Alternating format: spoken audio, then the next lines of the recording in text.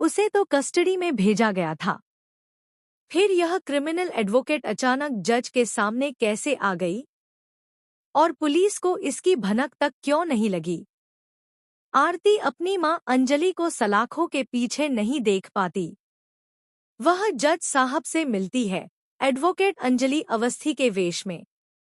जज साहब हैरान हो जाते हैं और कहते हैं, तुम्हें तो मैंने कस्टडी में भेजा था, तुम यहाँ कैसे? तब वह बताती है कि जो पार्टी में थी वह एडवोकेट अंजलि नहीं बल्कि उनकी बेटी आरती यानी मैं हूँ। यह सुनकर जज साहब हैरान रह जाते हैं और कहते हैं कि तुम तो हुबहू एडवोकेट अंजलि जैसी दिखती हो। आरती कहती है, पनिश मी, मैं ही इस सब की जिम्मेदार हूँ।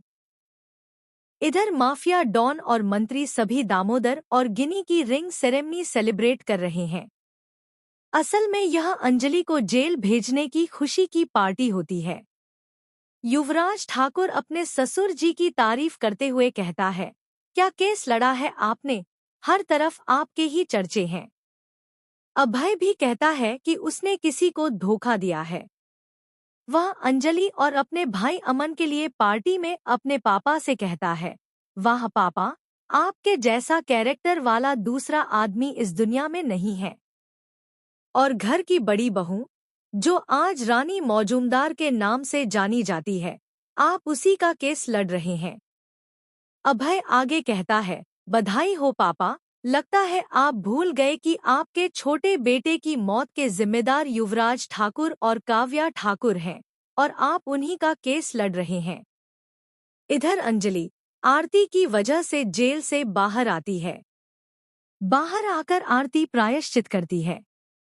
तब अभय एडवोकेट अंजलि अवस्थी से कहता है, आपको जमानत मिल चुकी है, अब आपकी बारी है गुनहगारों को चुन चुन कर सजा दिलवाने की। सादिका अभय से कहती है, अगर तुम इसकी बात मान लो तो सारी परेशानियां खत्म हो जाएंगी और यह घर हमें वापस मिल जाएगा। अभय गुस्से में कहता है, आप चुप ही रहिए।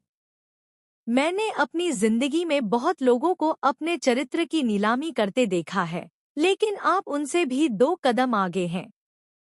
सादिका सिंह राजपूत, अगर नागिन भी आपके सामने आ जाए तो वह भी आपको देखकर शर्मा जाए। सादिका चिल्लाकर कहती है, तमीज से बात करो। अभय जवाब देता है, क्यों? इस गिन्नी को आप ही यहाँ लेकर आई थी ना, मेरे प्यार की डील करवाने के लिए? तभी पंकज कहता है, अग्निशिखा, अपने हाथ में धनुष और बाण उठाइए, प्रत्यंचा चढ़।